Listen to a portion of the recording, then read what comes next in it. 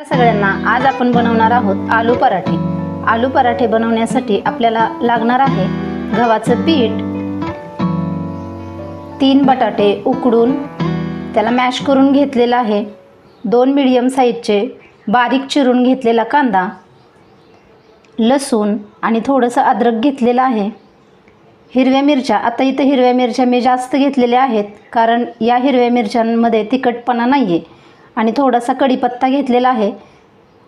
कढीपत्ता लहान मुलं भाज्यांमध्ये जर टाकला तर तो काढून टाकतात, म्हणून मी अशा पद्धतीने कढीपत्ता कोणत्याही भाजीमध्ये पेस्ट करत असताना त्या मसाल्यामध्येच वाटणामध्ये टाकत असते। या कढीपत्त्याचे खूप सारे फायदे आहेत, आरोग्यासाठी पण खूप चांगला असतो कढीपत्ता। या कढीपत्त्यामुळे मधुमेह कंट्रोलमध्ये राहत असतो, हृदयविकाराचे जे प्रॉब्लेम असतात ते सुद्धा कंट्रोल केले जातात, आणि केसांच्या आरोग्यासाठी सुद्धा हा कढीपत्ता खूप महत्त्वाचा असतो। कोथिंबीर, तीळ घेतलेले आहेत, तेल लागणार आहे आपल्याला, चवीनुसार मीठ, हळद आणि जिरे।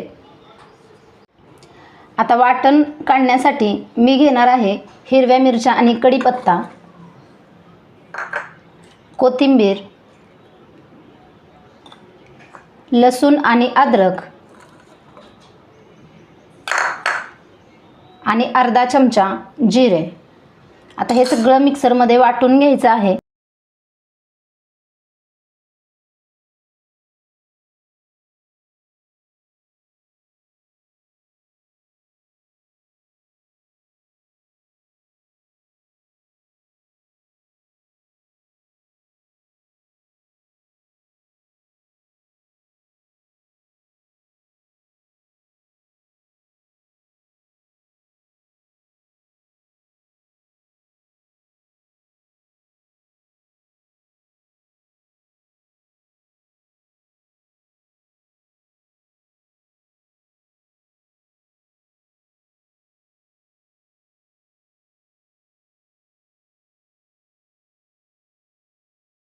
अशा पद्धतीने आपलं पीठ मळून झालेलं आहे, थोडंसं दाटसरच आहे हे पीठ।